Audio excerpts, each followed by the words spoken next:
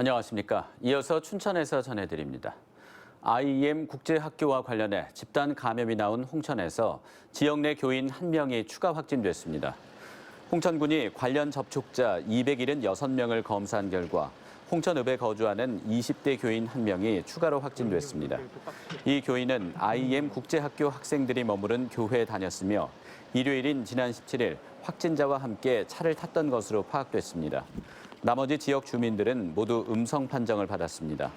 홍천군은 해당 교회 관련자를 감염병 예방법 위반으로 고발 조치하고 결과에 따라 구상권 청구도 진행할 방침입니다. 2층에서 발생합니다. 내일 정부의 코로나19 백신 접종 계획 발표를 앞두고 도내 지자체들이 접종센터 마련에 속도를 내고 있습니다. 강원도에 따르면 각 시군별 접종센터는 춘천 봄내체육관, 철원군 실내체육관, 양구 문화예술회관, 인제군 보건소가 확실시되고 홍천은 보건소나 군민 스포츠센터, 화천은 체육관이나 사내종합문화센터 중 한 곳이 결정됩니다. 또 시군별로 예방접종 추진단을 설치해 접종 후 이상 반응 여부를 점검합니다. 강원도는 정부 세부 지침에 따라 대상자를 선정해 다음 달부터 접종을 시작할 계획입니다. 닥터 헬기가 홍천에서 응급 환자 이송을 거부해 환자가 숨졌다는 MBC 보도와 관련해 방역당국이 새 운영 방안을 마련하고 있다고 밝혔습니다. 중앙사고수습본부는 헬기가 협소해 의료진과 환자 간 분리가 어려워 감염병 의심 환자 이송을 제한할 수 있어 의료기관에서 자체적으로 이송 여부를 판단해왔다고 설명했습니다. 그러면서 응급 환자를 감염병 의심 환자라고 판단하기가 애매한 상황이 많다며 합리적인 운영 방안을 마련 중이라고 말했습니다. 강원도에는 원주 세브란스 기독병원에 닥터 헬기 1대가 운영되고 있습니다.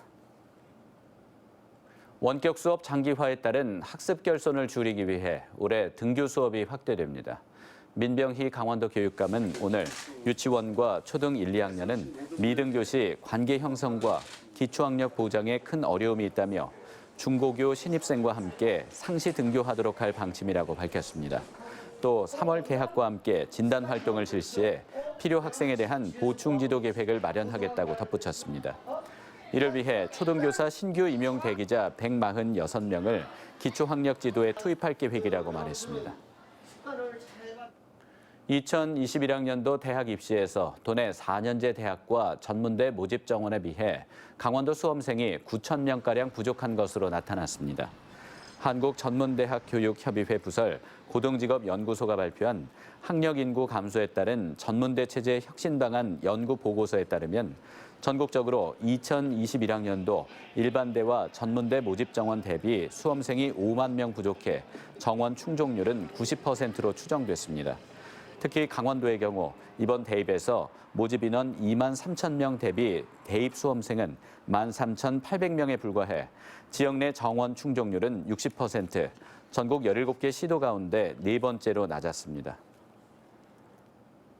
건설 현장에서 사고를 줄이기 위해 안전점검과 컨설팅을 지원하는 국토안전관리원 강원지사가 오늘 춘천에 문을 열었습니다.